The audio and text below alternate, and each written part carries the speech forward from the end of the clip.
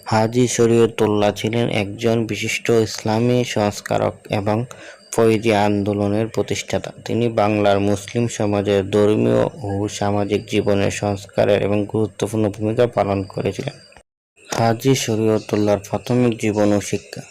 1781 সালে তৎকালীন বৃহত্তর ফরিদপুর জেলায় বর্তমান মাদারীপুর জেলা শ্যামাল গ্রামে এক সম্ভ্রান্ত তালুকদার পরিবারে হাজী শরীয়তুল্লাহ জন্মগ্রহণ করেন। তার বাবা ছিলেন আব্দুল জলিল তালুকদার।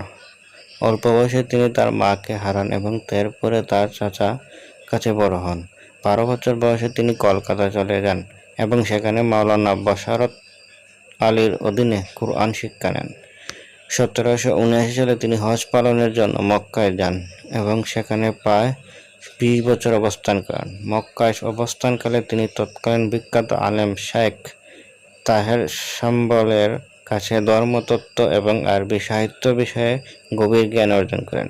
এই সময়ে তিনি ইসলামী পুনরুজ্জীবনবাদী আন্দোলনের দ্বারা প্রভাবিত হন, যা তাকে পরবর্তীতে তার নিজ দেশে ফিরে এসে সংস্কারমূলক কাজ শুরু করার জন্য অনুপ্রাণিত করে।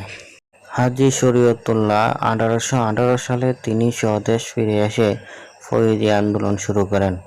এই আন্দোলনের মূল লক্ষ্য ছিল বাংলার মুসলিমদের মধ্যে প্রচলিত অন-ইসলামিক রীতিনীতি ও কুসংস্কার দূর করে ইসলামের মৌলিক কর্তব্য ও ফরজ এর দিকে ফিরিয়ে আনা।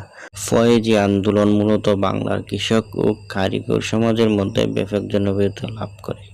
এই আন্দোলন শুধুমাত্র একটি ধর্মীয় সংস্কার আন্দোলন ছিল না, বরং এটি মুসলিম সমাজে এক নতুন রাজনৈতিক ও অর্থনৈতিক চেতনা জন্ম দেয়। হাজী শরীয়তুল্লাহ আন্দোলনে তার জীবদ্দশায় হিন্দু জমিদার এবং ব্রিটিশ শাসকদের প্রতিরোধের মুখে পড়ে। তারা তার বিরুদ্ধে বিভিন্ন মামলা দায়ের করে এবং তাকে একাধিকবার গ্রেপ্তার করে, কিন্তু তার অদম্য প্রচেষ্টা এবং দৃঢ় নেতৃত্বের আন্দোলনকে আরও প্রগতিশীল করে তোলে।